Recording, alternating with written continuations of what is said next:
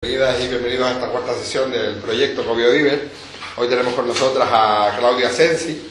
Ella es investigadora y activista medioambiental vinculada a la Coordinadora Ecologista del Rincón en Tenerife y a la Federación Ecologista de Majel, donde en la actualidad está trabajando.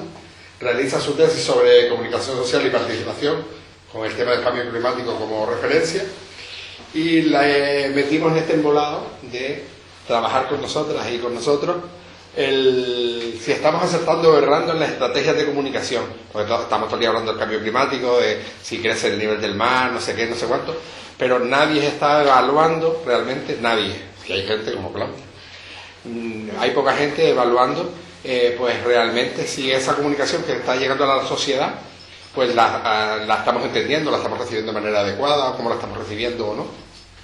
Aunque hay una reflexión que yo hago, a lo mejor estoy errado, en que quien más claro entiende ese mensaje, esa comunicación desde la gente preocupada, es la sociedad, porque quien está haciendo cosas es la sociedad, poquitas en su medida, etcétera, pero quien está haciendo cosas es la sociedad.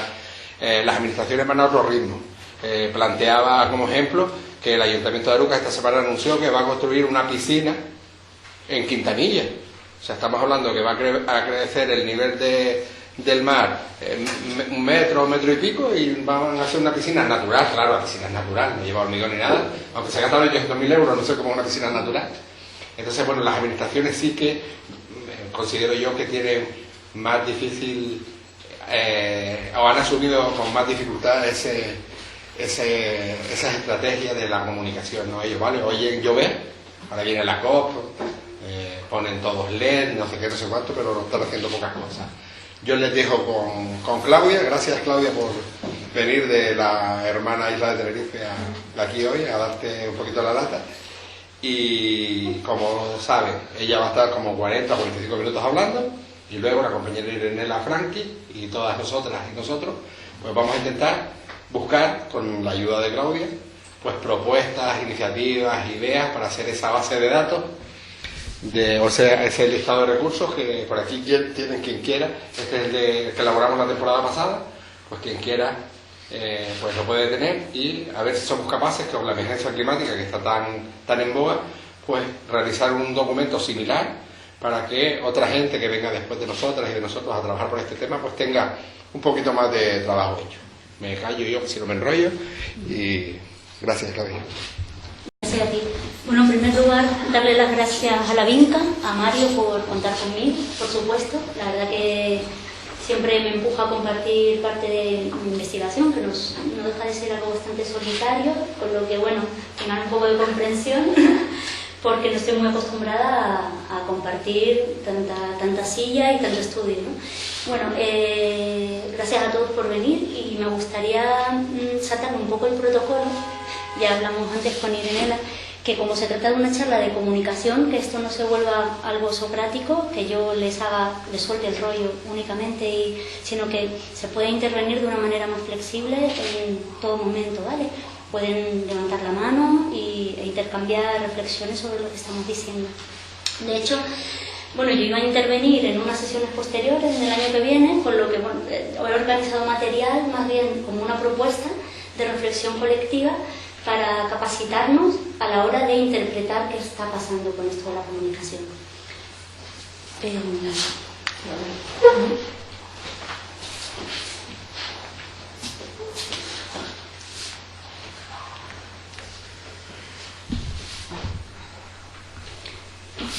Vemos que el mundo de la comunicación es muy variado, muchos soportes, muchos formatos, forma parte de nuestro día a día, de la forma de relacionarnos unos con otros. Hay información que viene impuesta, ¿no?, como la televisión, y luego está ese otro gran tema emergente en los medios, que es el cambio climático, y no siempre se comunica a la altura del gran desafío que está representando el cambio climático. Y esto es un poco de lo que hoy vamos a hablar. Un poco como marco interpretativo, para organizar un poquito la lluvia de ideas un tanto desordenada que voy a plantear, propongo que nos quedemos un poco con este esquema mental, ¿no? A ver si lo conseguimos. ¿Cuáles son las causas del cambio climático? ¿Qué evidencias tenemos? las consecuencias y los impactos y las soluciones. Esto sería un poco el marco de pensamiento que deberíamos tener a la hora de movernos en esto del cambio climático y la comunicación, ¿no? Y lo importante es que desde la ciudadanía tengamos una narrativa propia. Una pregunta. Hacia esta información, ¿la causa del cambio climático es el efecto invernadero? Levanten la mano quien diga que es afirmativa, que es correcta. La única. La única. Porque claro, la pregunta. La única. Afirmativo, que levante la mano.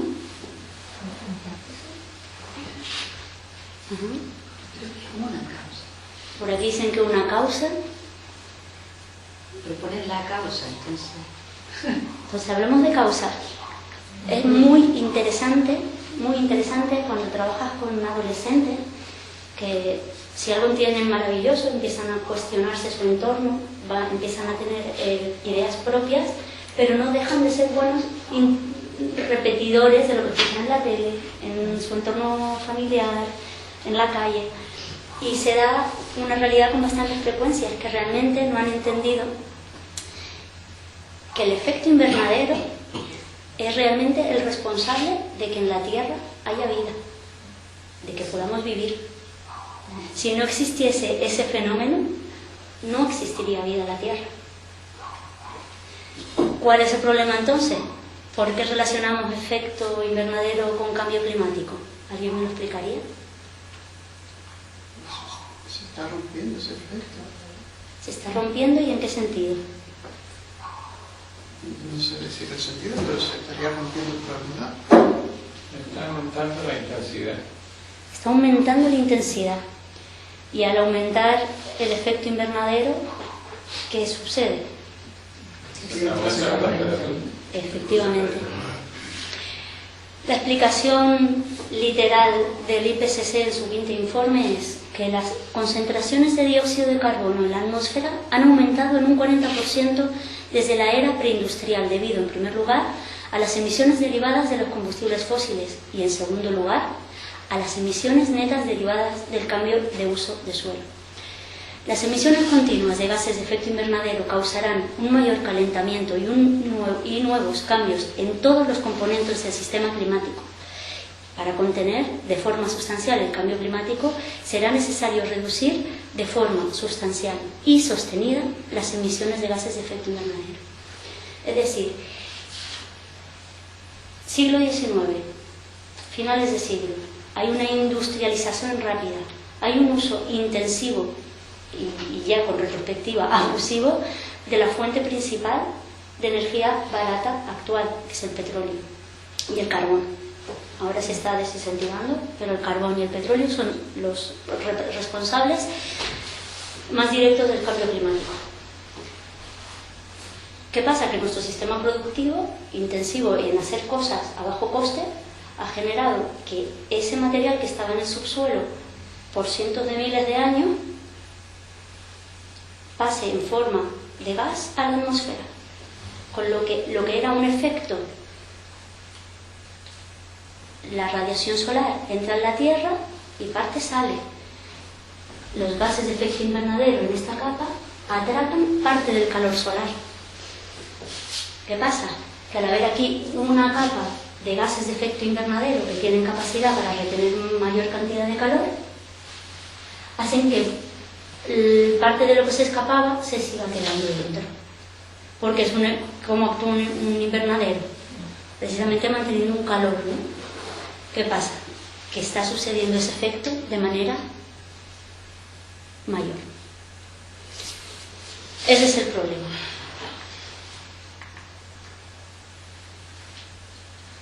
Aquí me gustaría ponerles un vídeo, porque bueno, me tranquiliza saber que no hay ningún negacionista, ningún escéptico, pero yo aún así pretendo darles herramientas para si en su entorno inmediato alguien contraargumenta, ustedes comprendan que esto no es porque viene Claudia y les comenta esta realidad y cae del cielo. Esto es una realidad constatada, ¿no? What's causing global warming?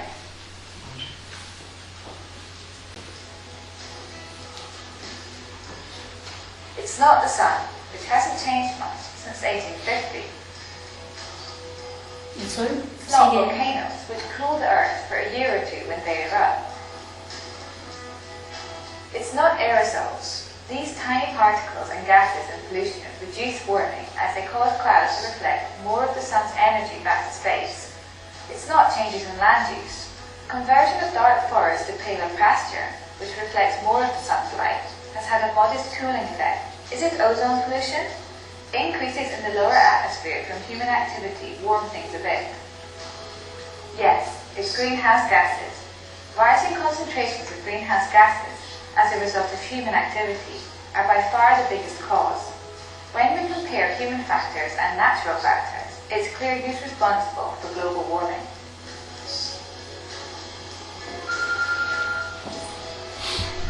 De hecho, hablando con un amigo astrofísico, preguntándole concretamente sobre referencias que hablen de la influencia solar, no solo la afección, evidentemente, en dos siglos no ha cambiado, sino además parece ser que el Sol está en un periodo de menor influencia, solamente tiene periodos, ¿no? O sea, por lo que ese argumento de que se debe al Sol no se sostiene por ningún sitio.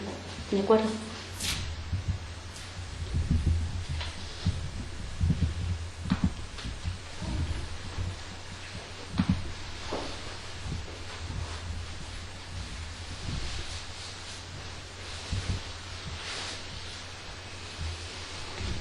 Aquí, de hecho, en este gráfico vemos como en un margen temporal extenso de 800.000 años hay una correlación entre el CO2, que corresponde a las partículas por millón de CO2 en la atmósfera, con el calentamiento. Es decir, está totalmente acoplado. Esta información se saca de estimaciones, como ven, tanto de la NOAA, de la NASA, que son organismos de máxima referencia científica, ¿no? Por eso podemos decir que el cambio climático es una realidad innegable. De hecho, fíjense que en Canarias además contamos con científicos de máximo nivel internacional, incluso con una de las estaciones atmosféricas que están dando datos a tiempo real similares a otras estaciones como la de Hawái, que está a 300.000 kilómetros y está totalmente, la correlación de datos es la misma. De hecho, un dato interesante a transmitir es que la calibración de la maquinaria que hay en Izaña, en Tenerife, por lo visto, era una de las mejores puntuadas a nivel mundial. Saben que hay estaciones atmosféricas repartidas por todo el mundo. Entonces, imagínense qué interesante que en Canarias, que ya veremos que seremos una de las islas, como islas, uno de los territorios más vulnerables al cambio climático, también tenemos muchísimo interés de cara a la investigación que se puede hacer al respecto, ¿no? Aquí vemos precisamente que en mayo, desde este Instituto Atmosférico de Izaña, daban los datos devastadores de que habíamos alcanzado los máximos en concentración de partículas de CO2 por millón. Estamos hablando de 415. De hecho, fíjense cómo planteaban en los periódicos la noticia. La concentración de CO2 alcanza valores de hace 3 millones de años. La ONU alerta tras los datos recogidos tanto en Tenerife como en Hawái que estamos llegando a niveles jamás vividos.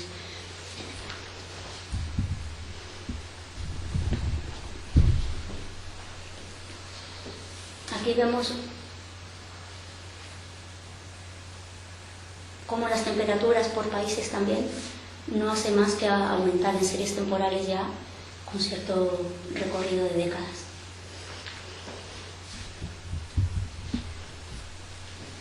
¿Y cómo es el reparto? ¿Y cómo es el aumento?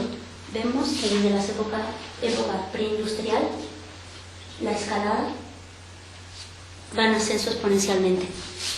Fíjense también por lo que a nosotros nos preocupaba, que es el tema de la comunicación. Qué interesante. Esta página, Our World in Data, tiene mucha información en gráficos sobre el cambio climático y otros temas también relacionados con la inequidad social y a nivel global. A mí me llamó la atención que la fuente sea probablemente estadounidense, europea, y cómo planteamos a China y a los países asiáticos en el pico, ¿no? Cuando bien en el orden de organización de la información podrían estar abajo, ¿no? Sin embargo, se presentan arriba y bueno, y parece visualmente como que son ellos los responsables, ¿no? Es interesante ver que detrás de toda comunicación hay un acto de poder y cómo nos plantea la información no es baladí. Una cosa, yo creo que no estamos justos con China y con otros países porque, por ejemplo, la industria de hacer ropa lo tenemos en China. Nosotros compramos la ropa y ellos lo hacen usando carbón. Pero es nuestra culpa, porque es nosotros que compramos esa ropa barata de Zara y de Genial. H&M. Genial, porque precisamente esto es uno de los puntos calientes en la comunicación, incluso más allá, a quién imputamos las emisiones. Es decir, a Canarias, por ejemplo, que todo nuestro desarrollo está basado en el sector servicios y necesitamos de turistas para alimentar ese modelo. ¿Cómo vienen los turistas? En avión. Avión es el medio de transporte que más emisiones libera. Y es un problema grandísimo. Ya han escuchado hablar del Fly Scan, ¿no? De la vergüenza volar, que se está desarrollando en los países nórdicos a raíz de una mayor popularización, ¿no? del cambio climático en la prensa. Y esto es clave. Cómo realmente estos datos no están realmente reflejando la realidad. Que muchas de las emisiones que asumen otros países como propias vienen para un consumidor final de los países del primer mundo. Muchas gracias. Como tú decías, en Suecia ya se están organizando gente, ciudadanos, por el motivo de los aviones. De todos los aviones estos de los aviones privados que tienen, por ejemplo, jugadores de fútbol que van de un lado a otro, o los artistas para allá y para acá, por las emisiones que está recibiendo el medio, ¿no? Entonces el gran problema, decíamos, esto lo comentaba el otro día con un compañero de trabajo, y el gran problema va a ser si eso llega a cuajar para nosotros que somos receptores del turismo, como tú decías, que vivimos del turismo, va a ser un gran problema, porque no nos llega turismo. Pero bueno, un problema sí, para continuar con el modelo actual. Con el modelo está actual, siendo un problema realmente para hoteleros y para los sectores más conservadores en su forma de hacer, que no entienden que es posible hacer las cosas de otra manera y ver cómo repartir nuestra dependencia al exterior y ver si realmente podemos dedicarnos a actividades que fomenten lo local y que no sean tan dependientes de insumos de fuera, de personas de fuera, de productos de fuera. Entonces aquí esto del cambio climático viene a cuestionar en la base nuestro modo de vida y de relacionarnos con el mundo y con las cosas. Genial. De hecho, en relación a lo que comentaba, ya sabemos que el sector hotelero está muy preocupado por este tema. Y más después de la quiebra de la Thomas Cook, la compañía. China no puede decir ahora, nosotros estamos industrializados y ustedes los tuvieron hace 100 años y ahora nos toca a nosotros y ahora lo quieren cortar. ¿No puede decirlo? Claro que puede decirlo y probablemente ahora las negociaciones que haya en la próxima cumbre sea un punto clave. ¿Qué pasa? Que esto ha pasado siempre. Ahora porque hablamos de cambio climático, pero cuando todo lo que pasó en Latinoamérica, la década perdida que hablan, básicamente fue porque Europa estaba recomendando continuar con unas políticas que no fueron las que Europa, Alemania y los países más poderosos de Europa llevaron a cabo para ellos llegar a ser las potencias que son. Porque básicamente la actividad de un país y el crecimiento rápido viene aparejado a un bajo costo energético mano de obra, en fin. Por eso el cambio climático viene a cuestionar la base de nuestras formas de hacer.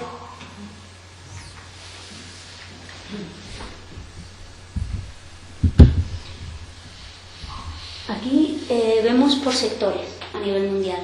Vemos que hay más de un 25, llegando a un 30, que se produce por, claro, el sistema eléctrico, la producción de electricidad y el calor. Luego una parte muy importante que es el transporte y otro manufacturas, industria, construcción. Y luego, importantísimo también, y que muchas veces se obvia, todo lo que es la construcción y public services y el servicio público. Aquí la cuestión me parece muy interesante porque nos plantea un queso con 4 áreas, pero ¿y qué es lo que nos muestra? Porque, por ejemplo, si contemplamos el sistema agroalimentario, que ahí no está, se están dando datos que el reparto llegaría al 70%. Es decir, que cada uno analiza en función de unos intereses de observación. Entonces, como ciudadanía, como intérpretes de la información, tenemos sobre todo que estar atentos a qué es lo que nos muestran los datos y las gráficas.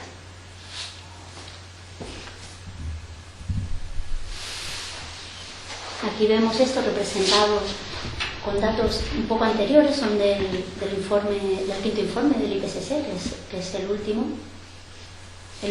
informe global, ¿vale? Hay algunos más recientes específicos, que básicamente somos nosotros quienes estamos accionando este mecanismo de calentamiento. Entonces, si esto está tan claro, yo se los vendí más o menos bien, ¿no? Se lo creen. Evidencia científica, gráfico, me creen, ¿no? No parece que esté vendiendo ninguna moto. Y entonces, porque ha habido un silencio mediático y esto solo recientemente, ¿qué se les ocurre? ¿Intereses económicos? Intereses económicos. Habrá que preguntar a los lobbies. Le preguntamos a los lobbies, a ver si nos lo dicen, seguro que sí. ¿Algo más? ¿Alguien más? Yo creo que a la gente no les gusta saber que nosotros somos responsables para la extinción de nuestros hijos que estamos destruyendo, entonces no quieren saber eso. Es un mensaje duro, ¿verdad? Y que no, un mensaje duro. Sí, y si no se plantea una solución, solo que todo está tan malo y... Negacionismo y ya está. Negacionismo. Interesante. El negacionismo, hay negacionistas racionales y hay negacionistas más de tipo emocional. Es una información no conveniente por muchos sentidos, para mi confort, para mi bolsillo, para tener que llevar a cabo una serie de cambios en mi vida que no estoy dispuesto. No deja de ser un problema que aún yo no he sufrido directamente con alguna pérdida familiar, algo así. Con lo que es un tema que nos queda un poco lejos, ¿no? De 40 años, no ahora, yo no voy a estar por todo esto. Vale. Bueno, yo les voy a contar esas y algunas cosas más. La fecha, el contenido es lo de menos. Es antiguo, simplemente vengo a contarles, esto es de un estudio hecho por una compañera y algo antiguo, pero en el que se ve la correlación directa entre empresas energéticas y medios de comunicación. ¿Vale?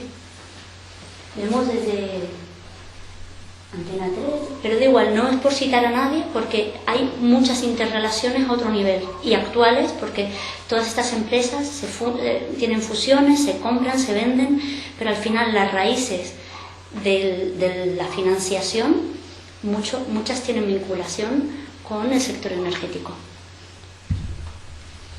¿Qué pasa? que la prensa, no siempre con mala intención, es posible que haya transmitido un debate que realmente no existe. ¿Y por qué digo esto? Digo esto con estudios en la mano.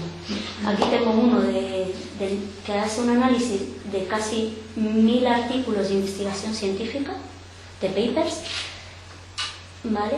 Y lo que viene a decirnos es lo mismo que este, que es un poquito posterior, con un periodo bastante más largo y más de 10 veces más cantidad de papers, estamos hablando de más de 10.000, da para ser representativo de lo que pasa. Y vienen a contarnos que realmente hay consenso científico sobre el cambio climático, que realmente ese debate no es tal, no ha existido como tal.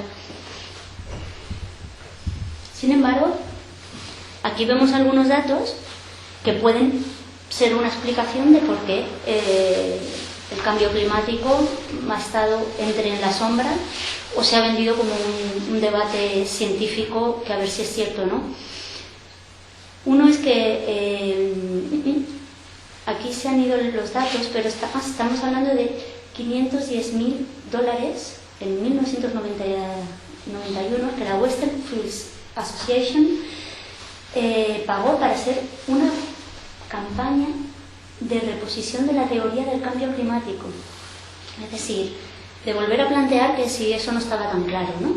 Es decir, hay campañas específicas pagadas por propias corporaciones con intereses energéticos.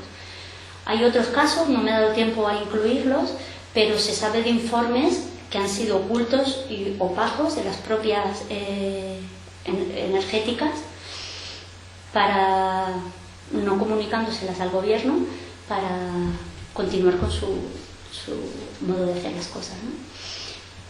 Hay una responsabilidad que sí que hay que achacársela al propio quehacer periodístico, y es que la propia deontología del periodismo pide que haya un contraste de fuentes, ¿no? Entonces, muchas veces, al tener que recoger diferentes visiones, se han puesto al mismo nivel científicos que están en lo cierto y científicos que no.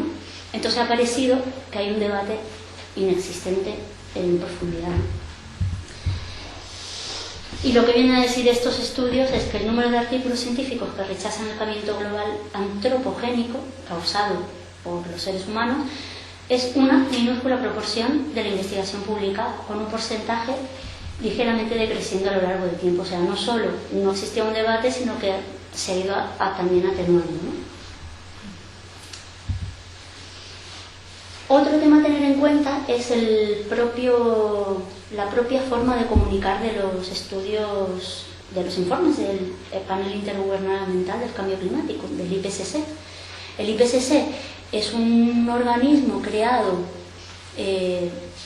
por científicos de diferentes naciones, creado en 1988, por cierto, y que es el que ha venido dando datos de, oye, ¿qué pasa con esto del cambio climático, ¿no? Análisis. ¿Qué pasa? Que tiene un lenguaje bastante peculiar y habla en términos de probabilidad y confianza. Que suba el nivel del mar 1,2 metros, bastante probabilidad tal. Nivel de confianza, confianza media. Entonces, ese tipo de lenguaje a la ciudadanía nos hace percibir que verdaderamente son elementos que pueden ser, que no pueden ser, cuando en realidad lo que están hablando es que la probabilidad de que sucedan ciertos hechos es de máxima gravedad, y conforme los informes están siendo más recientes, los datos están siendo alarmantes. ¿Qué pasa? Llevamos ya muchos años hablando de cambio climático y muchos años siguiendo en la misma dirección. Por eso estamos en el pico de emisiones que hablábamos antes. Aquí tenemos los últimos informes. Este es el informe global último, el quinto informe que les comentaba. Es del 2014, imagínense, también en estos años han cambiado. Los informes se hacen cada 5 o 6 años. El siguiente creo que va para el 2022. Y estos son como informes intermedios específicos. Este se sacó en agosto, que es el de la Tierra, que la verdad que es una absoluta maravilla porque viene a poner la atención en qué pasa con la gestión del territorio en relación al cambio climático.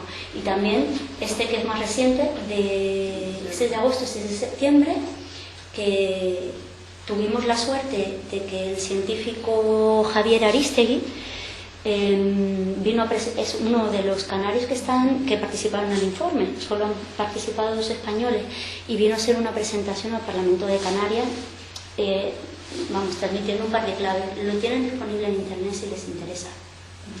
Claudia, perdona, en el gráfico anterior no veo en el reparto del gráfico anterior no veo la influencia de las nuevas tecnologías. Sabemos que un simple WhatsApp, que es lo que más conocemos, eso consume energía y recursos. Y todas las reservas, todos los archivos que lo tiene uno guardado, también está consumiendo recursos. Efectivamente. ¿Y por qué no está reflejado ahí? En realidad, esto es una de las carencias que yo identifico a mí misma. Me cuesta acceder a información desglosada o más pormenorizada a nivel global. Incluso, sobre todo yo que estoy trabajando en el ámbito de Canarias, me faltan datos concretos para poder transmitir, es decir, de toda esa energía desagregada, ¿no? Que se va tenemos un control de dónde se va el uso de esa energía. Y es cierto que toda esa tecnologización que está habiendo en nuestra vida aumenta el consumo. Eso es clave. Datos, sin embargo, no te puedo dar. No se anuncia a bombo y platillo como se está. Vemos el otro día con respecto a esta chica sueca que está llevando la bandera por todo el mundo. Y me parece una hipocresía, porque después ve a todos los jóvenes con su WhatsApp, con sus móviles. Entonces, ¿de qué estamos hablando? Por un lado se predica una cosa y por otro otra. Claro, yo no sé, es verdad que Greenpeace hizo una campaña bastante interesante en la que ponía esto de relieve a la opinión pública, ¿no? No solo el hecho de mandar un WhatsApp, que no sabemos qué repercusión puede tener en consumo de energía, que luego se ha multiplicado por toda la cantidad de información, que mucha no es útil ni sustancial, no hay duda, pero luego lo importante es esos superordenadores que están procesando la información y que la repiten. Entonces, eso es un debate para mí ya que tiene mucha base técnica, que a mí se me escapa, pero que sí que hay que tener en cuenta, sin duda. Referente a eso, hubo, creo que fue la semana pasada, un programa en la SERPE, del periodista Jairo Restrepo, puede ser el nombre, y visitó varios centros de almacenamiento de datos en Estados Unidos, y la cantidad de energía que consumía era ingente. Daba datos, extrapolándolo a la población que rodeaba el centro de almacenamiento de datos, y consumía más el centro de almacenamiento de datos que el resto de la población. Sí, y bueno, tengo entendido que había probabilidades de aquí instalar un superordenador de estos. Tienen altos requerimientos de refrigeración, además de energía, de refrigeración, con lo que realmente es un tema a abrir un debate bastante interesante, sin duda. Un poco comentarles, en resumen, fíjense, 25 cumbres del clima. Ahora en Madrid, la próxima semana vamos para allá, unos cuantos. Llevamos 25 cumbres. Estamos hablando la primera conferencia sobre cambio climático en 1995. El IPCC se creó en 1988. Y estamos hablando de que llevamos décadas oyendo hablar puntualmente a ciertos, en su principio no muy extendida esa opinión, pero gente que estaba ya dando datos hace décadas.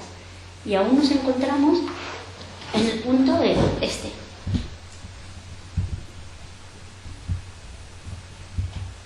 en el punto de que no nos responde la tecnología. Aquí estamos. En París fueron todos los países a llevar voluntariamente sus acciones en relación a la mitigación del cambio climático, y resulta que, bueno, todos nos fuimos muy contentos. Resulta que un estudio realizado por la Universidad de Valladolid, que recoge todos esos compromisos voluntarios de los 188 países que se presentaron en París, que tenía como objetivo no superar los 2 grados de temperatura media respecto a la era preindustrial. Pues resulta que este estudio nos revela que después del análisis de esos acuerdos, la temperatura subiría 3 y 4 grados. Es decir, aquí no se trata de un voluntarismo. Lo que se está presentando no va acorde a los objetivos reales que se están trabajando a nivel internacional, y por ahí, evidentemente, hay muchos intereses. Recientemente se está hablando ya no de 2 grados, estamos hablando de que hay un informe de qué pasaría si llegamos a un 1,5. 1,5. Ayer salió un artículo en El País, precisamente, que decía de 1,5 hacer los esfuerzos en 2025. Me imagino Para darle que de la progresividad. movida del clima, pero que había que hacer un esfuerzo en los países de reducir en un 80%, un escándalo, no recuerdo los datos, ayer en El País está fresco, que había que hacer un esfuerzo tremendo por parte de los países en lo que son las reducciones de emisiones y demás. Y lo que tú decías, un poco esforzarse en cambiar el modelo económico. Claro. Y aquí, ¿a ustedes les parece una buena herramienta de comunicación este termómetro? No. A mí no me parece una buena herramienta de comunicación porque hay muchas personas que incluso viven en zonas que son relativamente frescas o frías y pueden entender eso de una manera simplista y pensar, dice, pues yo con 3 grados voy a vivir mejor, necesito menos abrigo. Esto es muy interesante, ¿no? Cómo hay aquí errores de base, ¿no? No hay una muy buena comunicación de que ese grado importa, de ese aumento y esa décima de grado es relevante para mantener el equilibrio del sistema global. Para mí, cuando dices 3 a 4 grados, ¿cuántos metros sube el mar de Canarias entonces? Pues mira, tengo que mirar datos, pero es cierto que también, dependiendo de las regiones, va a afectar de una manera u otra. Por ejemplo, en el Mediterráneo, que son costas menos escarpadas que las Canarias, probablemente haya mayor exposición y mayor subida, mayor retroceso de la parte terrestre. Pero ahora mismo no, te lo podría mirar, pero ahora mismo no tengo el dato. La cuestión, efectivamente, esta es muy buena pregunta, es que cada décima de grado, puede repercutir, y repercute de hecho, en unas consecuencias directas asociadas siempre al territorio y muchas veces también, por ejemplo, todo lo que es el aumento de la frecuencia de los fenómenos meteorológicos adversos, parece que hay una tendencia, pero lo más importante es que están siendo más virulentos.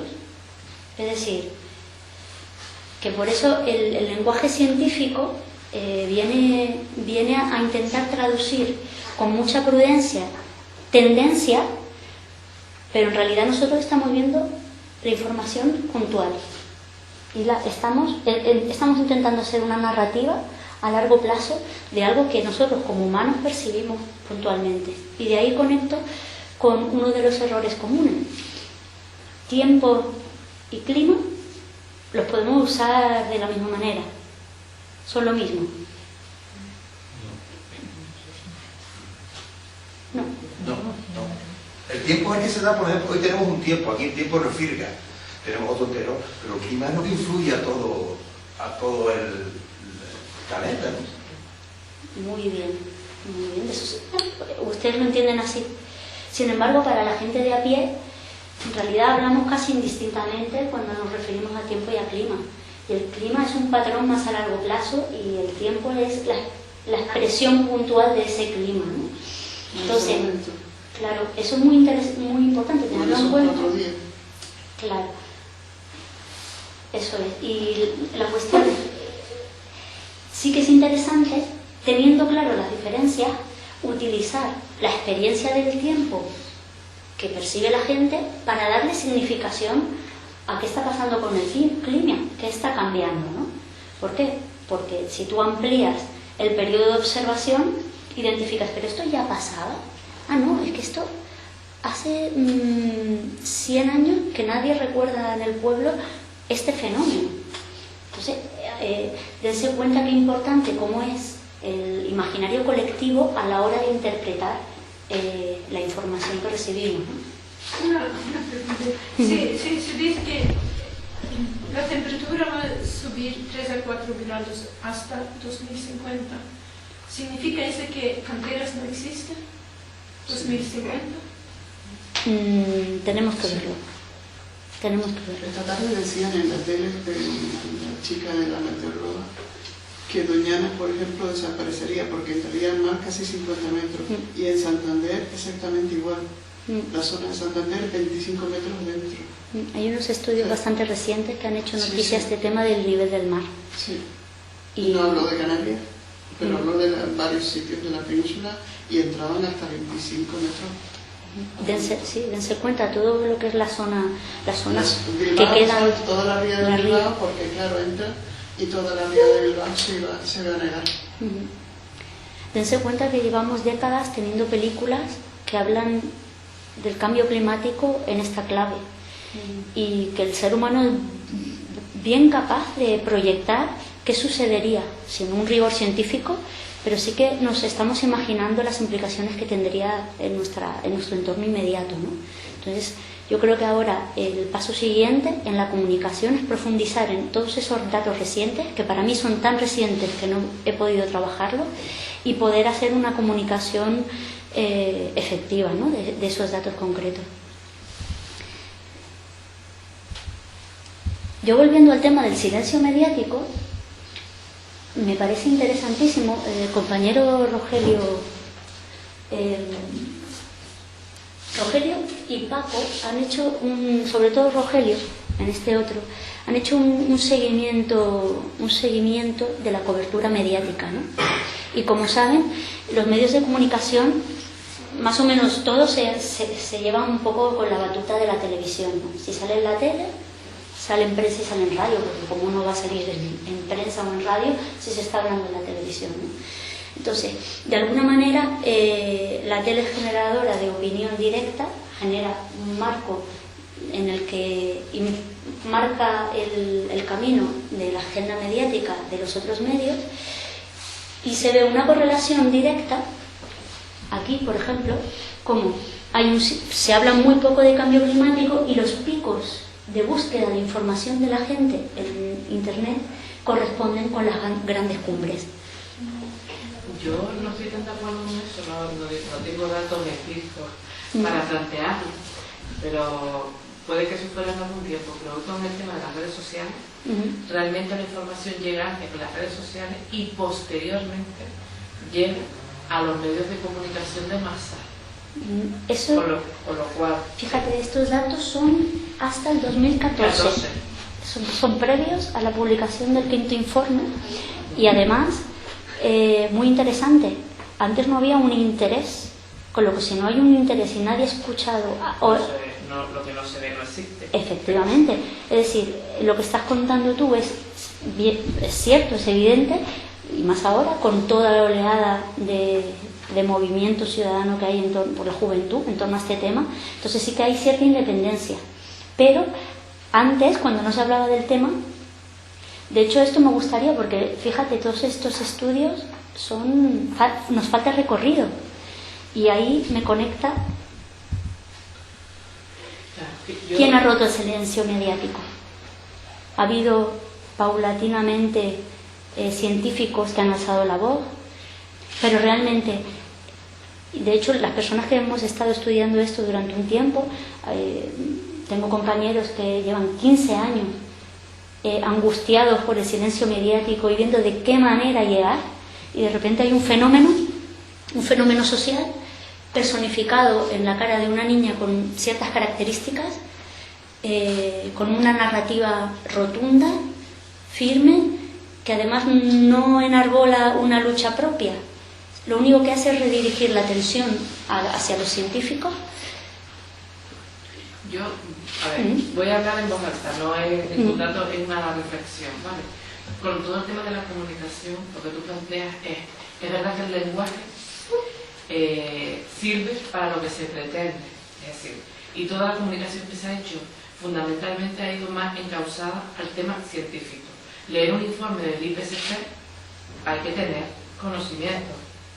Los informes que muchas veces salen en prensa hacen referencia, porque da como más prestigio, a la historia científica. El problema es que no se utiliza un lenguaje que pueda entender el resto de la población. De hecho, este grupo que está aquí es gente que alguna vez ha leído, no es gente que llega por primera vez, ¿vale?, a enfrentarse o a plantearse o a escuchar sobre este tema. Estaba leyendo aquí, tú dijiste, la primera conferencia del 95, y yo leí, lo busqué, primera conferencia sobre el cambio climático 1979, es decir, a lo mejor no se llamaba conferencia, claro, quiero decir que estamos hablando de hace 40 años, y la pregunta, que un poco, por lo que yo interpreté en el título de tu exposición, es ¿qué es lo que falla? Realmente falla, entre comillas, falla el lenguaje, porque este lenguaje no se ha dirigido a la población general porque no interesa. Efectivamente. ¿Vale? Y una imagen como la de esta muchacha, que efectivamente intenta, que bueno, después no voy a entrar a todo lo que tiene detrás, esa imagen, un poco en la línea de lo que planteaba Domingo. ¿Vale? Porque yo me pongo, tú planteas esa imagen, pero ¿y la gente de Greenpeace colgándose de un montón de sitios? Eso no existe, no existía. Eran minoritarios, tenían que enfrentarse a qué con la reina de Noruega y que lo metieran en la cárcel para. ¿Sabes lo que digo? Pino, estás hablando con una persona activista y que lleva años hablando de esto. Y que, te soy sincera, después de tanto trabajo y tal, hasta te genera una sensación de ¿cómo es posible que hayamos hecho tanto y que aparezca un elemento mediático de estas características que sí lo consiga? Maravilloso, maravilloso. Estoy de acuerdo con tu punto de vista, pero si te parece lo dejamos para la reflexión, para poder avanzar. Y a mí me encanta porque es precisamente este tipo de intercambios los que pretendíamos promover. Bueno, aquí vemos que esto es en Roma, pero no hace falta irse a Roma. Estos son compañeros míos de jóvenes por el clima de Tenerife. El día 27 consiguieron aglutinar, por la mañana eran cientos y cientos y cientos de estudiantes, habían ellos mismos dado charlas en institutos motivando a la acción, se plantaron allí con pancartas improvisadas. Por la tarde no tenemos datos, pero hablamos de miles de personas en la calle, 7.000, 8.000, una barbaridad. Es decir, ha habido un cambio, ¿no?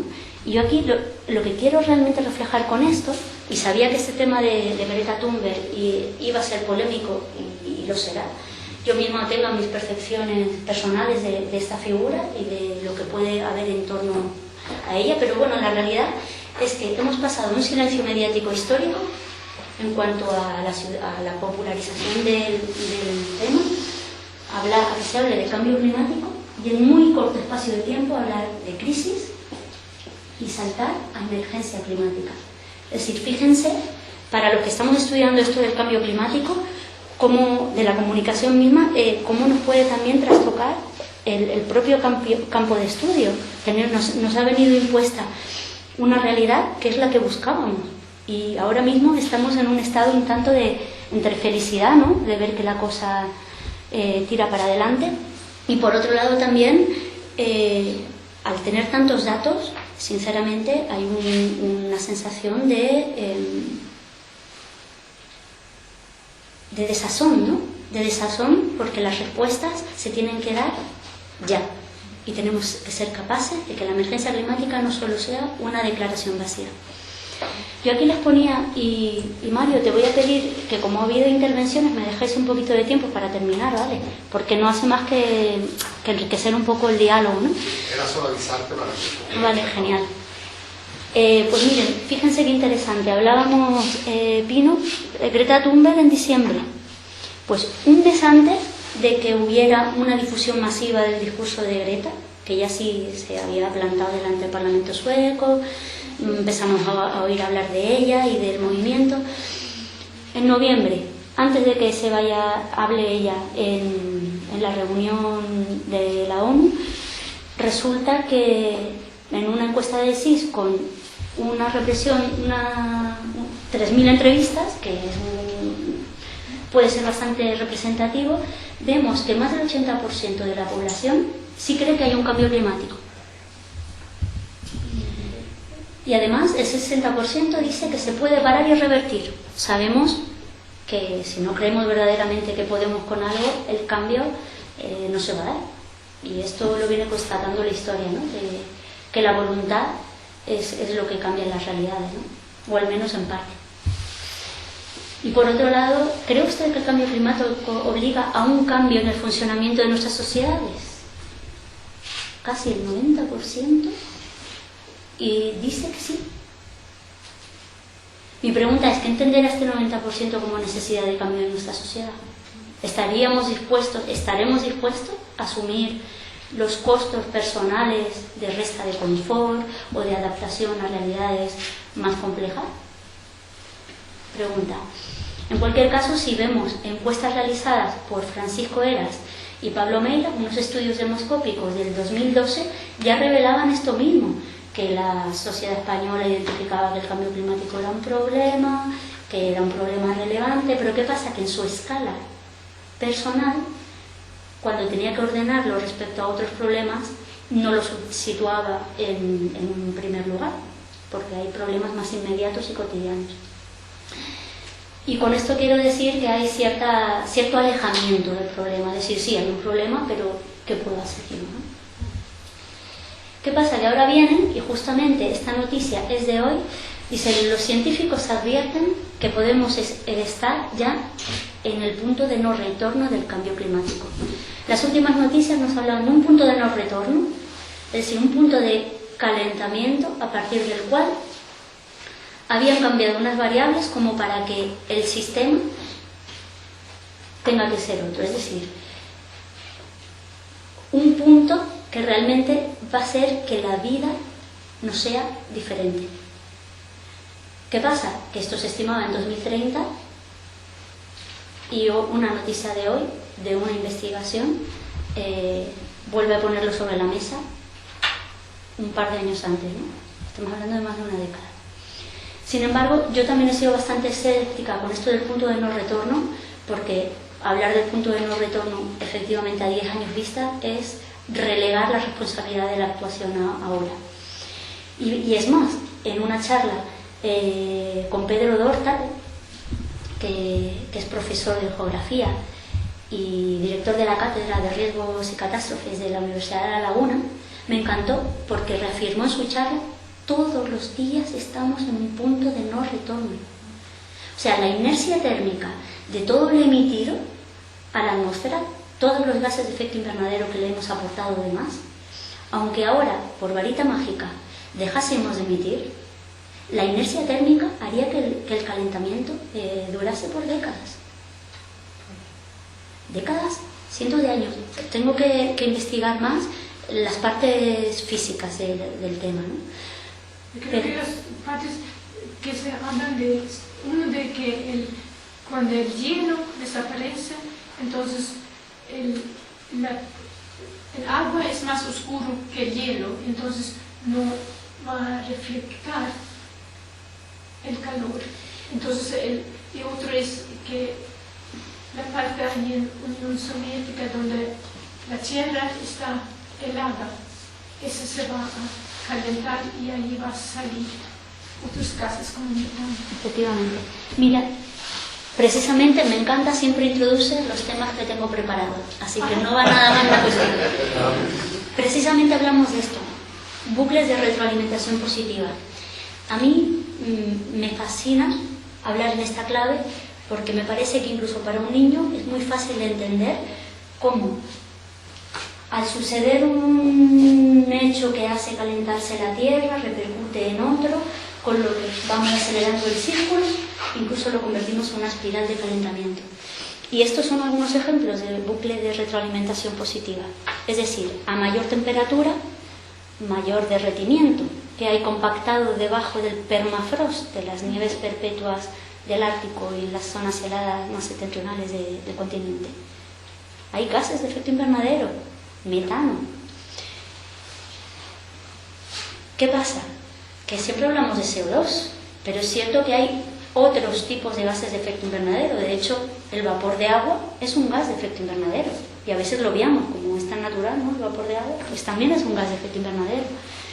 Luego está el metano, que el metano, si bien tiene una concentración mucho menor, tiene un poder de almacenar calor más prolongado en el tiempo, que puede ser bastante peligroso, y con toda la industria ganadera y cuando se elige como energía de transición el gas, están aportando a ese otro gas de efecto invernadero que tiene, como digo, un poder de calentamiento superior al CO2.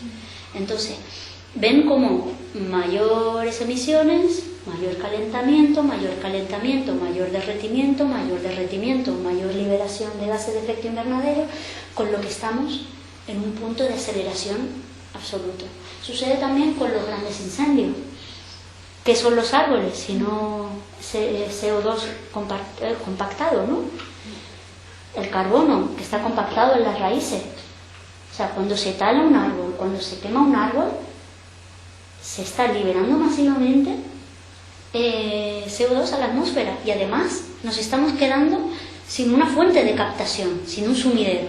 O sea, imagínense la gravedad de cómo nuestro sistema agroalimentario está basado en la producción masiva, monocultivo, en zonas alejadas de los puntos de consumo, dejando totalmente desestructurada el ecosistema de esos lugares. O sea, imagínense, y he citado dos bucles de retroalimentación positiva, pero la naturaleza es sabia, es compleja y está interrelacionada, con lo que con estudiosos podríamos sentarnos e identificar otros muchos ejemplos de bucles de retroalimentación positiva que están sucediendo en la naturaleza. ¿Y el potasio también? ¿Potasio? El potasio... Cuando se quema hay mucho potasio, se quema el pinar, hay muchos minerales de potasio. ¿Sube también? ¿Es contaminante? No, el potasio, que yo sepa, no es gaseoso, es un elemento que está en la naturaleza, pero evidentemente en la naturaleza, cuando hay en una concentración mayor de lo habitual cualquier elemento, también es contaminación, aunque sea natural. Quiero decir, si yo de un producto natural hago una gran ingesta, también puedo enfermar, por muy natural que sea, ¿no? Esto lo sabemos, ¿no? La tierra seca, la sequía, también produce gases, al estar tan seco que no... Claro, al haber desertización, hay mayor escorrentía, es más difícil fijar el agua, fijar absolutamente todo. Al final, lo peligroso de eso es que de sumideros naturales, que un sumidero es como depósitos de CO2, el CO2 está en la atmósfera, pero lo capta el océano, lo capta la tierra, y precisamente estos dos informes vienen a cuantificar en qué cantidad se van a según qué sumidero, ¿no?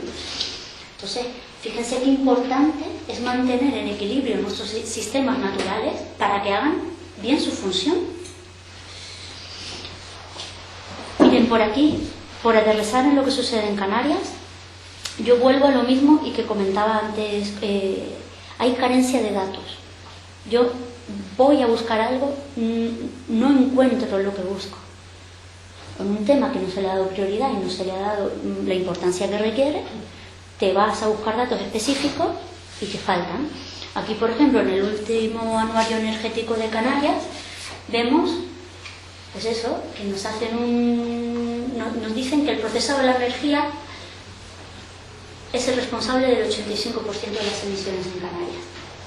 Saben que en Canarias nos abastecemos en más de un 90% de energía que viene de quemar combustible fósil. Es decir, en unas islas independientes, pues islitas aisladas, con vamos, que pueden tener un potencial enorme en todas las renovables, casi.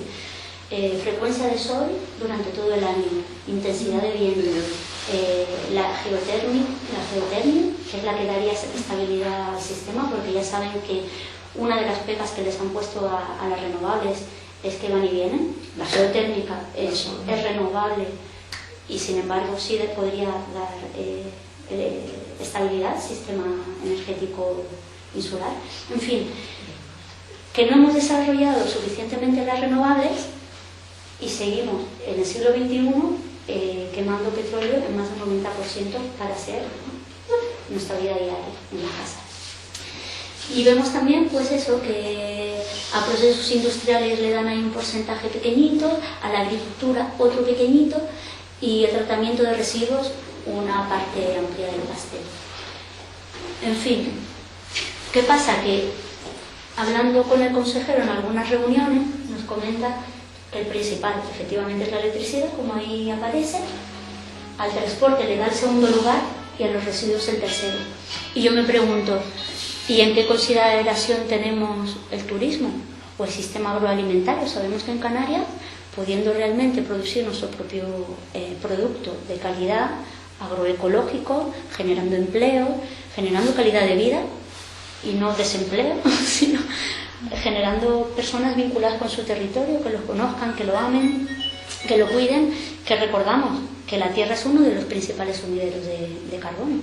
Sin embargo, todos esos datos no los tenemos.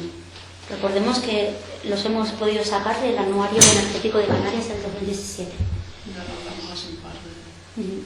¿Sabes algo de la importación de alimentos? ¿Cuántos porcentajes de alimentos se produce en Canarias y cuánto tiene que importarse de la península? Casi todo se importa. Digo más del 90% porque se hablan de cifras del 96%, ¿sabes? Depende. Nos faltan datos rigurosos, muchos estudios. No hemos cuidado el poder obtener toda esta información, ¿no? Bueno, un poco cambiando de tema y volviendo a qué nos está pasando. Está toda esta información y sin embargo visualmente hablamos de cambio climático, nos aparecen toda esta serie, ¿no? Humos, catástrofes, desertización, y viene nuestro querido oso de siempre. ¿Ustedes creen que el oso es una buena manera de comunicar lo que está pasando con el cambio climático? ¿Sí? Yo pienso que partiendo de nuestro propio egoísmo deberíamos de poner ahí a las personas. Muy bien. ¿Y personas de la India con el agua hasta el cuello tirando del poco arroz que le... No, de cualquier parte del mundo, vamos, enfocado en la zona en la que está trabajando. Si está trabajando en Canarias, pues una persona que identifique los rasgos generales de la población canaria. Claro.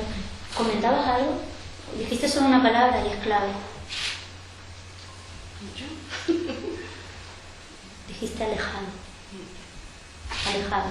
Yo pondría un bebé. Al futuro, ¿verdad? Yo pondría un bebé ahí. Solo veo que hay naciendo niños y me da una angustia. O me los imagino con mi edad. Y me da una angustia tremenda. Más que un oso. Perdón, estamos en una sociedad que es cada vez más animalista, menos niñista. Entonces le da más pena al oso, probablemente que vernos a cualquiera de nosotros, por eso usan esa entre otras cosas, porque tampoco al consumo les interesa que se lo vean los otros decrépitos a la gente del primer mundo. Pero bueno, se están acabando cosas alrededor, pero todavía nosotros no, todavía podemos ir cambiando de teléfono cada año, etcétera, etcétera. Pero esta foto, por muy tierna, que a muchas personas con mucha sensibilidad con la naturaleza y ciertos animales le pueda despertar esa sensibilidad, ¿crees que induce a la acción? A mí me gustaría poner un voto que da esperanza y no solo angustia. ¿Verdad? De la acción, ¿no? Sí. Sí, pero eso ahora, ¿no? Bueno, pues este no es el caso, ¿no? Esto no es el caso. Estos son fotos de aquí, Esta es la avenida Nada, cuando el Delta, arriba también vemos afecciones de un evento que ya veremos la relación directa con el cambio climático, pero están sucediendo. Aquí vemos un gran incendio forestal, que no voy a ser yo quien les diga nada al respecto. Ha sido algo que ha movido muchos corazones y que nos ha hecho sentir muy de cerca qué podría pasar cuando sabemos que los incendios van a ir a más y que es importante mantener el equilibrio en nuestro entorno. Y luego, microalgas. Microalgas que sí que dijeron en el informe directamente que la proliferación, uno de los factores que afecta a la proliferación masiva de microalgas, de estas microalgas en concreto, la Erythraeum, se debe en parte a la subida de las temperaturas de las aguas por encima de cierto límite, con una confluencia de otros factores: el depósito de arena sahariano en la superficie del agua, baja intensidad de vientos, con lo que fueron las condiciones ideales para su proliferación. Estos fenómenos ya se han dado, no son nuevos, 2005. Es un ejemplo perfecto de lo que es casi una crisis comunicacional, visto que la gente estaba recibiendo por sus teléfonos móviles: no, por prohibición de baño porque no sé cuánto, pero yo me fui a no sé quién está en el hospital porque le pica el cachete. Y se generó un estado de alarma y de no saber si en pleno verano te podías bañar o no te podías bañar o qué pasaba. También hubo un manejo de la información bastante dudoso por los medios de prensa escrita.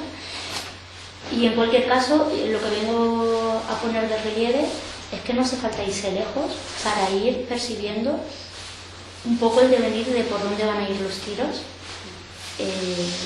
de las... Pero más apartante de eso que el oso. No, digo yo. Efectivamente. ¿Qué pasa? Que estoy con la compañera. Esto sería para una descripción de puesta en alarma, entre comillas, porque una cosa que me parece clave es transmitirles el tema del catastrofismo versus aquí no pasa nada, bueno, sí podemos hacer mucho. Ha habido una narrativa en torno que al catastrofismo efectivamente inhabilita, paraliza. Entonces, probablemente nos hayamos ido al otro extremo de, bueno, para que la gente no se vaya para atrás. Entonces, ¿cuál es para nosotros aquí en este contexto la información interesante a transmitir, esperanzadora, movilizadora, pero que no deje de contemplar la realidad con la crudeza del momento en el que estamos, ¿no? Entonces sería como propuesta de uno de los grandes retos, ¿no?, que nos queda desde la comunicación. Aquí tenemos que el 30 de agosto el Gobierno de Canarias declara la emergencia climática desde el Parlamento. Se compromete a transversalizar las políticas, se compromete a la elaboración de la Ley de Canarias de Cambio Climático, una serie de compromisos, entre ellos la elaboración de ciertos informes. Ahora. En el papel cabe todo. Efectivamente. Qué bien que se vayan adelantando, eso que me siguen. ¿Qué pasa? Que una de las primeras acciones de este gobierno, entiendo que no transmitidas a la población habrá más, pero una de ellas es financiar la venida en avión, por cierto, de el sobrino de Kennedy, que al parecer ha sido una persona bastante proactiva por la transición a una economía verde, una desinversión fósil. ¿Qué pasa? Luego hablaremos de ello, qué hay detrás de esto. ¿Qué hay es que el cambio climático hasta nos recupera imágenes muy potentes. ¿Qué hay debajo de todo esto, no? Debajo de todo esto hay una realidad inapelable, y es que estudios recientes también, son de este año, vienen a constatar, esto fue un estudio de la Goldsmiths University de Londres con la Universidad Autónoma de Barcelona, a constatar que realmente el modelo de desarrollo que tenemos no puede seguir siendo el que es si realmente queremos acometer las medidas necesarias para paliar el cambio climático. Y viene a decir esto, y se los leo, ¿no? Estas son las conclusiones traducidas por mí del propio informe, literalmente. Combatir el cambio climático puede requerir no solo tecnologías de energías limpias y eficientes, también la reducción y recomposición del consumo, con un cambio de uso intensivo del carbono a sectores bajos o ceros en carbono. Y ellos mismos proponen como bases para la transformación límites legislativos, tasas verdes, cambios en la inversión pública, reducciones de la jornada laboral, nuevas instituciones sociales. Están hablando de un cambio estructural en la forma de ser y de estar en el mundo, ¿no? Y que realmente vienen a cuestionar el objetivo, vienen a cuestionar eso, el propio modelo y la necesidad, y a poner sobre la mesa la necesidad de desacoplar la prosperidad y desarrollo del crecimiento. Si le están hablando directamente de decrecimiento, que tenemos que ir a menos, no tenemos que ir a más. Imagínense qué transgresor en el marco del paradigma dominante, ¿no? ¿Qué pasa? Que ahora venimos, sí, queda poquito ya. La declaración de emergencia climática, entonces, nos están planteando seguir como hasta ahora, pero en verde. Es decir, continuar con el mismo modelo a pesar de las evidencias científicas. El Cabildo de Tenerife solicita al gobierno, venga, 4 carriles más, puerto de Fonsalía, cierre del anillo insular, 4 hoteles más en el sur de Tenerife. Volvemos a lo mismo, la importancia de mantener nuestros sumideros de carbono a pleno rendimiento como estrategia tampón contra el cambio climático. Declaran la emergencia climática y siguen para adelante con todos estos proyectos. Aquí también Ecologistas en Acción, en cuanto al Plan Nacional, el anteproyecto de Ley de Cambio Climático y el borrador del Plan Nacional Integrado de la Energía, hablaba que las propuestas para la lucha climática siguen sin comprender que el cambio necesario es mucho más profundo que una situación tecnológica. Se trata solo de un cambio tecnológico, podemos seguir creciendo pero en versión verde. ¿El crecimiento verde es tan verde?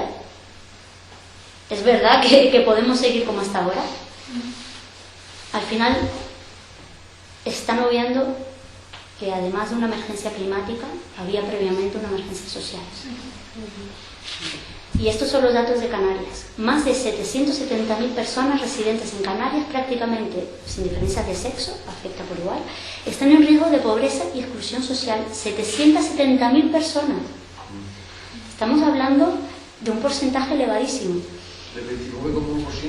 El 29,1, ¿no? El 22,8, ¿no? Sí. No, 29,1, según el último informe de FOESA. Este es muy reciente, este es el último del año pasado. Y luego aquí Canarias tiene unas 195.000 personas que están en pobreza severa. Estamos hablando de personas que viven con 370 euros mensuales por unidad de consumo, ojo. Y esto lo dice eso del informe de European Anti-Poverty Network. En fin, esta es la realidad. Y la realidad es que Kennedy y la comunicación de la importancia que le damos a nivel gobierno de Canarias al cambio climático ha costado 100.000 euros por 2 actos en 2 siglas, 2 tardes. Esto no es ensañamiento contra quienes hayan pensado que esto es lo oportuno, es simplemente poner en evidencia qué estrategia de comunicación están siguiendo y que si esto está empezando así, cuál va a ser el modelo de transición, ¿no? Y ver más el cuánto lo hubiera costado. Claro, y como bajo el cambio climático, el paraguas del cambio climático cabe todo, pues a ver. Entonces, ahora, ¿qué podemos hacer? La comunicación. ¿Para qué puede servir la comunicación? La comunicación puede servir y contribuir a crear una voluntad social, una voluntad social para combatir el cambio climático. Puede facilitar la comprensión de elementos clave del fenómeno, muchas veces contraintuitivos. Tiene una función mediadora entre la ciencia y la sociedad. Y sobre todo, y aquí quiero hacer un inciso especial, es muy importante identificar lo que percibe, entiende o malentiende la población, así como las barreras y dificultades y otras circunstancias que afecten a ello para evitar la negación, el desinterés o la inhibición y promover la responsabilidad frente al cambio climático. ¿Se acuerdan que yo empecé la charla con algo que todos damos por sentado, todos sabemos que el cambio climático, que es el efecto invernadero, y realmente hay dudas de base. Entonces es muy importante entender qué percibimos, qué comprendemos, para avanzar en esa comprensión, ¿no? Y bueno, y también tener claro que la comunicación es un elemento estratégico, pero puede no ser suficiente. De hecho, aquí yo quería comentarles, es un esquema muy básico, pero a mí me sirve para transmitir a la gente de una manera muy sencilla de qué manera organizar lo que va a decir en base a este diagrama. ¿Quién es el comunicador? Aquí estamos hablando que, ojo, el comunicador puede ser la administración, ya lo hace cuando hace la declaración, es un comunicador de su propia acción en cuanto al cambio climático, ¿no? Pero también hay empresas que están hablando del cambio climático, periodistas, periódicos que tienen su financiación y pueden verse afectados por ciertos intereses. Los científicos están haciendo una labor muy grande de divulgación, muchos de manera altruista van a dar charlas de todo tipo, pero aquí se trata de la ciudadanía y los ONGs. Nosotros somos comunicadores también, ¿no? Entonces, lo primero, aparte de tener claro este esquema, que es quién comunica y en función de para qué comunicamos, definiremos el mensaje, qué comunicamos, a través de qué medios. La televisión, prensa, periódicos no suelen estar tan a nuestra mano, sí, a través de comunicados de prensa muchas veces nos publican. Redes sociales como Facebook, Twitter, Instagram, las tenemos más a mano y son al final nuestros canales más comunes, pero también está el boca a boca, también está esa vivencia, lo que comunica cuando no hay palabras, que es la propia forma de vida, ¿no? Y ese efecto contagio, ¿no? Y bueno, muy importante siempre definir un mensaje con un objetivo muy en función de las personas que van a recibirlo, ¿no? Ahora, ¿para qué comunicamos? Para la mitigación, para reducir nuestras emisiones de gases de efecto invernadero. El transporte, el consumo doméstico, o comunicamos para la adaptación. ¿Qué estrategias? ¿Nos adaptamos mientras reducimos las emisiones también? ¿Por qué no comunicamos la resiliencia? ¿Qué estamos haciendo en nuestro entorno inmediato por mejorar la situación? En definitiva, comunicar desde las ONGs, el objetivo fundamental sería empoderar, ¿no? Empoderar a los ciudadanos. Fíjense qué diferente cuando hay grandes proyectos de implantación de energías renovables que quedan súper bien bajo el paraguas de la transición energética, pero realmente son muchas veces las mismas empresas que se dedicaban a lo fósil que han tenido que evolucionar de forma forzada a las renovables, pero realmente están copando lo que debería ser un empoderamiento ciudadano con la autoproducción y consumo de nuestra propia energía, sin intermediario. Entonces, ¿cómo podemos hablar de comunicación sin pararnos primero a pensar qué queremos comunicar? ¿Vamos a ser voceros del modelo dominante? Por eso siempre tener muy claro para qué comunicamos. Y pongo esto de forma muy graciosa porque yo preocupada con esto de la comunicación del cambio climático y que escuchando en los bares, un día, de hace unos años, cuando empecé, hubo un fenómeno meteorológico adverso y sobre todo en península, y de repente la gente hablaba en la calle de la ciclogénesis explosiva. Y un señor jubilado de unos 70 años, no, porque la ciclogénesis explosiva, y digo, no es verdad que la gente no asume el discurso científico. Es decir, nosotros mismos en nuestro entorno inmediato podemos ser transmisores de esa información, ¿no? Aquí hay un hecho muy interesante, que es que utilizar únicamente el lenguaje de los hechos científicos a la hora de hablar sobre medio ambiente y cambio climático supone que el significado, que cuando nos referimos al significado es el significado moral de esos hechos, no va a ser comprendido. El significado solo puede ser comunicado de manera honesta y efectiva utilizando el lenguaje de los marcos basados en valores. en lo que nos importa, en los valores que ya tiene la gente, ¿no? Y bueno, ya para ir terminando, les comentaba que en el estudio del CIS de noviembre que citábamos antes, el 46% de la población estaba muy de acuerdo con que el que contamina debería pagar.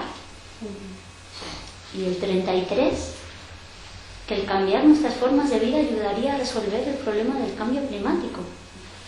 Y ojo, el 33% muy de acuerdo, pero casi la mitad bastante de acuerdo, porque contemplan que la ciudadanía no somos los únicos actores, ¿no? Es decir, la gente está creyendo que puede cambiar algo. Esto es plantar sobre tierra fértil. Entonces, yo solo les animo a dos cosas: a que piensen en esos valores que nos mueven a la hora de empatizar con la gente y de qué manera animarla a realmente tomar acción respecto al cambio climático. Y también a tener claro que esto no va a ser únicamente una sustitución de una tecnología por la otra y que va a tener un costo. Y que el primero tiene que ser bajar la demanda, el ahorro a toda costa para, después de haber bajado la demanda, poder suplir con renovables las necesidades básicas. Y por otro lado, y vamos acabando, de verdad la buena, que necesario es mantener nuestros sumideros de carbono, nuestros ecosistemas en perfecto estado, restaurar, proteger, un buen manejo, porque solo así realmente estaremos con baja demanda energética haciendo las labores ecosistémicas que nos proveen de forma natural. Y bueno, y les dejo aquí en parte de chiste, yo me imaginaba la gente retransmitiendo los ciclones, los anticiclones, tomándose las cervecitas en los bares, viendo esto, como si fuera una retransmisión televisiva. De hecho, muy gracioso, porque al ver los 20 anticiclones que fenómenos meteorológicos atlánticos en este año, que eran nada más y nada menos que 20, y lo llamaban resumen de la temporada. Entonces, más futbolístico no puede ser el asunto. Entonces, utilicemos el humor, utilicemos los chistes, utilicemos la empatía, querámonos mucho, porque de otra manera poco vamos a poder cambiar. Lo políticamente aceptable es ecológicamente desastroso, mientras lo ecológicamente necesario es políticamente imposible. Yo creo que a través de la comunicación sí podemos hacerlo posible, aunque el objetivo es un absoluto reto. Y muchas gracias. No sé si quieren comentar algo.